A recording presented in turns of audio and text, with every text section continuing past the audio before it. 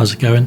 That's a bit of a different video to usual, as you can quite clearly tell by the fact I'm starting indoors. This is a video that's been highly requested for a long time and I've been meaning to make for a while.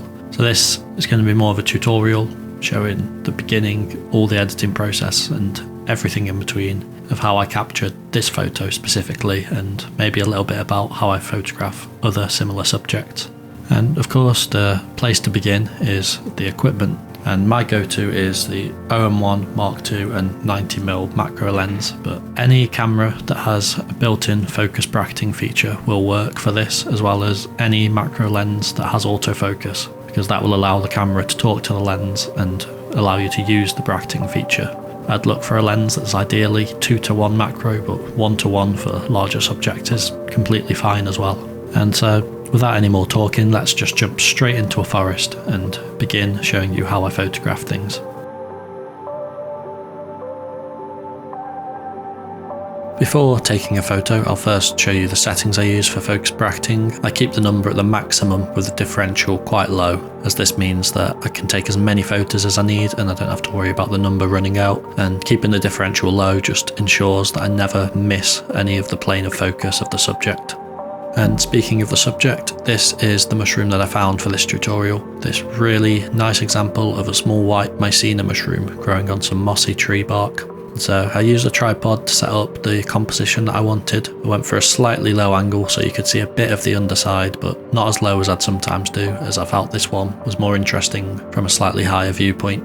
And here you can see the composition I've gone with, which is a very common composition for my photography, where I'll have the mushroom coming in from the right third of the screen, leaning in towards the centre. So obviously if this was taken from the other side, I would have had it coming from the left into the centre. I just think it's a really nice way to frame them so that it's always the centre of focus without it being a centre focused image. That slight balance on the right third of the screen just makes it a little bit more interesting. And once everything's in place and I'm ready, I will set the focus point to be at the front of the subject, just a bit in front, so that nothing's in focus for the first couple of frames, and then I'll let the camera begin bracketing. And what it will do here is it will take photo after photo while shifting the focus point back, and I'll wait until I can see that the focus point has gone beyond the back of the mushroom, and I will stop the stack.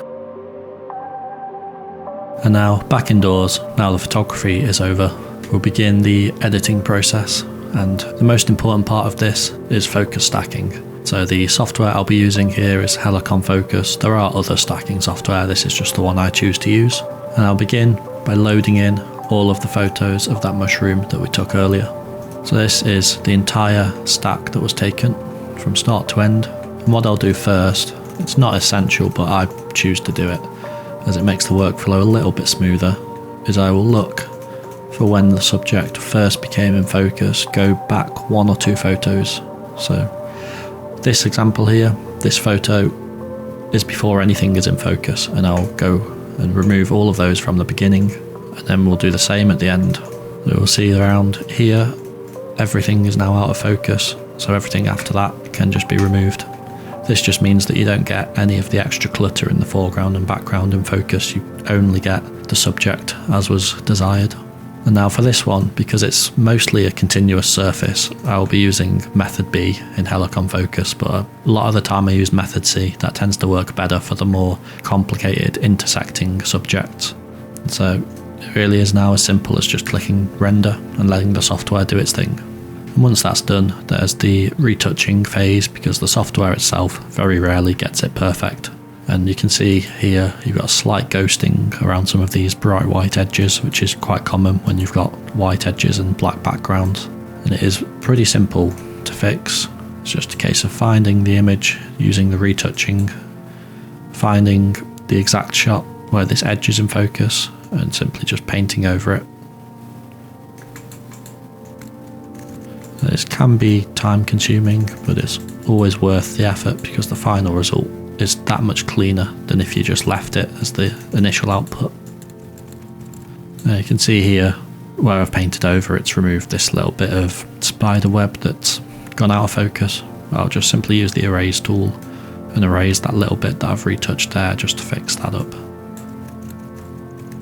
And again under here, just doing the same thing, finding each frame that has the bit in focus that we want, and then painting out the little bit of ghosting, and then you'll get sometimes a bit of a complicated mess here where different parts intersect.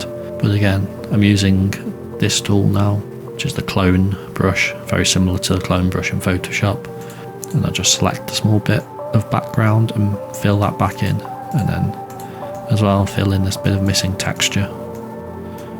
This is really not needed in most photos, and even in this one I highly doubt anyone would notice if I didn't do this, but just for the sake of a few extra minutes, it's worth the cleanup. And with that last bit of retouching, I'd say that this is all done. This was a very simple example. I have some photos that have been very complicated to retouch, and I've spent several hours just repainting in small bits that have gone wrong or filling in the background with the correct textures. But it's all the same process, whether it's a simple or complicated photo, so hopefully this will allow you to begin your journey of learning how to do this. And then of course when you're done, you just save it. And then once you're done, once that stack is all saved and exported, I always come to Lightroom for the finishing touches, just to correct the colours, bring out some more detail and do other small finishing touches to really make it pop. So start with just a basic crop, just very slightly rotate it to align it, because it's almost impossible to get these perfectly straight when you're actually photographing them in the forest. And then I tend to have to up the brightness a bit because I always seem to shoot slightly underexposed. Not really sure why I do that, but we'll pull the subject mask, which Lightroom tends to get pretty accurate when nothing else is in focus. And I'm not concerned if it pulls the smallest bit of moss or anything else either. And just bump up the clarity and texture a bit just to bring out some of that detail. Maybe changing the highlights and contrast again, just to make it so it's not too overexposed compared to the rest of the scene. And then one thing I always like to do with these is invert the subject mask and then remove a linear gradient, like so. Just drop that background, just make it a lot darker so that the small highlights that are in there don't stand out as much.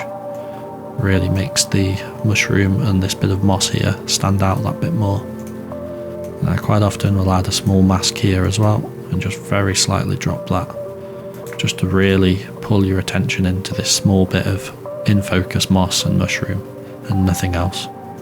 And with that, I'd say this is a finished photo, and it really does pretty much apply exactly like this to everything in macro. So insects, mushrooms, slime mold, everything that I photograph is done in this very same method here, just with some slight complications in stacking if it's a difficult subject.